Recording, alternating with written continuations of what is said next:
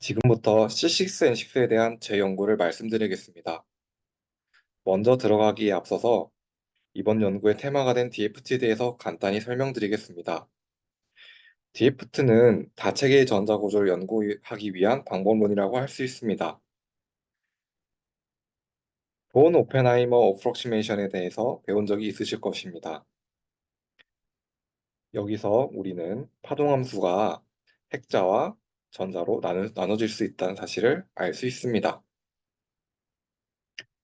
여기서 더 나아가서 n개의 입자가 포함한 다체계를 생각해 봅시다. 그렇다면은 이는 핵자와 전자로 나누어질 것이고, 이는 또 새로운 방정식인 전자에 관한 방정식으로 나타낼 수 있습니다. 여기서 제일 중요한 것은 DFT에서는 이 전자의 파동함수를 가지고 전자 밀도를 가정한다는 것입니다. 이 전자 밀도는 전기장을 만들 것이며, 그 전기장 안에서 전자와 아이씨 전기할 빡.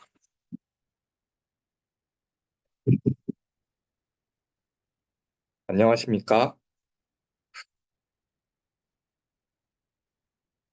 안녕하십니까? 권영균 교수님 연구실에서 학부 연구생을 하고 있는 조광일입니다. 지금부터 C6N6에 대한 제 연구에 대해 말씀드리겠습니다. 먼저 들어가기 앞서서 이번 연구의 테마가 된 DFT에 대해서 간단히 설명드리겠습니다. DFT는 다체계의 전자구조를 연구하기 위한 방법론이라고 할 수 있습니다. 양자역학에서 본 오펜하이머 어프록시메이션에 대해서 배운 적이 있으실 겁니다. 전자와 핵자가 질량 차이가 크기 때문에 독립적으로 파동함수를 분리할 수 있다는 내용입니다. 여기서 더 나아가서 n개의 입자가 존재할 때 슈레딩거 방정식은 전자의 식과 핵자의 식으로 분리가 가능합니다. 우리는 전자 구조를 알고 싶은 것이기 때문에 전자의 식에 주목하겠습니다. 여기서 DFT에서 중요한 내용이 하나 나오는데요. 바로 이 전자의 파동함수로부터 전자 밀도를 구한다는 것입니다.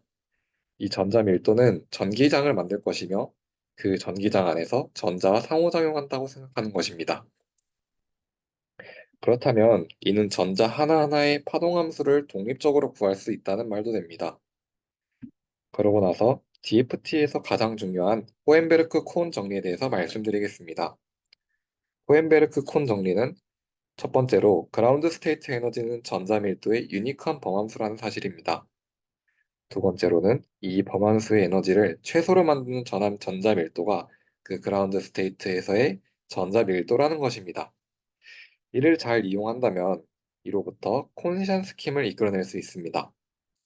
콘션 스킴은 DFT에서 셀프 컨시스턴시 컬큘레이션을 수행할 때 사용하는 방법입니다. 이는 콘션 이퀘이션을 반복적으로 풀어서 그라운드 스테이트의 전자 밀도를 구하는 것이 목적입니다. 순서는 다음과 같습니다. 첫째로 트라이얼 전자 밀도를 정하고, 그것을 통해서 구한 전자 밀도로 싱글 일렉트론 웨이브 펑션을 하나 구하고, 이 웨이브 펑션을 통해 구한 전자 밀도와 일치한지 탐색하여 이것이 수렴한다면 저희가 올바른 그라운드 스테이트의 전자 밀도를 구할 수 있다는 것을 알 수 있습니다. 만약 일치하지 않는다면 그 웨이브 펑션을 통해서 전자 밀도를 다시 구해 스텝 2로 돌아가서 이 과정을 반복하면 되는 것입니다. 다음으로 카고메 구조에 대해 설명하겠습니다. 카고메 구조는 평면을 채운 테슬레이션의 한 종류로 일본의 전통 바구니 모양과 닮았다고 하여 카고메라고 이름 붙여졌습니다. 그렇다면 이 카고메 구조가 중요한 이유는 무엇일까요? 그것은 바로 밴드를 계산해 보았을 때 페르미 에너지 근처에서 거의 플랫한 밴드를 만든다는 것입니다. 이는 언컨벤셔널 마그네티즘과 슈퍼 컨덕티비티와 관련이 있다는 사실을 알고 있기 때문에 연구자들이 이 카고메 구조를 중요히 생각하며 연구를 진행하고 있습니다.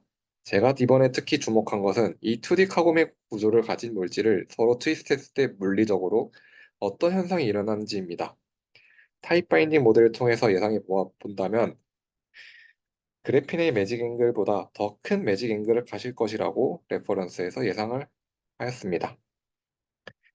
또한 만약 크리티컬 템퍼레처와 플랫 밴드의 길이 간의 상용성을 가정한다면 카고메 물질의 크리티컬 템퍼레처는 그래핀의 경우보다 높을 것이라 예상되었습니다. 예상되었습니다. 또한 카고메 물질의 플랫 밴드는 카고메 매직 앵글 간의 선행 관계를 이룬다는 사실을 알 수 있고, 이것을 정리한다면 큰 매직 앵글이 더 높은 크리티컬 템퍼처를 가지게 한다는 것을 예상할 수 있습니다. 그래서 저는 이번 연구에서 카고메 밴드 모양과 비슷한 형태를 가진 C6N6의 밴드가 카고메와 어떤 연관성이 있는지 연구하였습니다.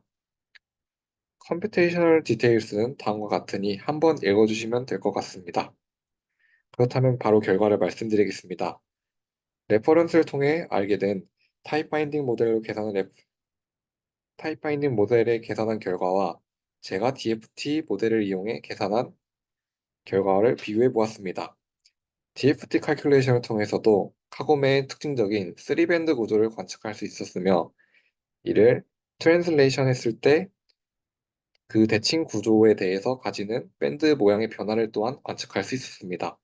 이는 타입 바인딩 모델에서 예견된 것과 같음을 또한 알 수 있었습니다. 그 다음으로 C6N6에 대한 계산을 진행하였습니다. C6N6는 보시는 바와 같이 카고메 구조는 아닙니다. 그러나 이 밴드를 보았을 때 카고메와 아주 유사한 포밴드 구조가 나온다는 사실을 알 수 있습니다. 이때 카고메의 결과와 같이 대칭을 만들어 이등시켰을 때 나오는 밴드의 변화가 카고메 밴드에서 보여줬던 변화와 같다는 사실도 확인할 수 있었습니다. 마지막으로 간단하게 요약과 미래 연구에 대해서 말씀드리겠습니다. 저희는 타입 바인딩 모델의 결과가 DFT 계산에도 그대로 확인 가능하다는 사실을 알 수 있었습니다. 또한 그 카고메 밴드와 C6N6 밴드의 유사성 또한 관찰할 수 있었습니다. 그러나 DFT 계산으로는 매우 많은 수의 원자가 들어간 다체 계산을 진행하는 것, 즉 작은 각도의 트위스트된 C6N6를 계산하는 것은 매우 어렵습니다. 따라서 다음행 진행된 연구로서 타입 바인딩 모델과 같은 다른 모델을 이용하여 작은 각도로 트위스트된 C6N6의 밴드가 어떠한 변화를 보여줄 것인지 연구할 예정이 되겠습니다. 제 발표를 들어주셔서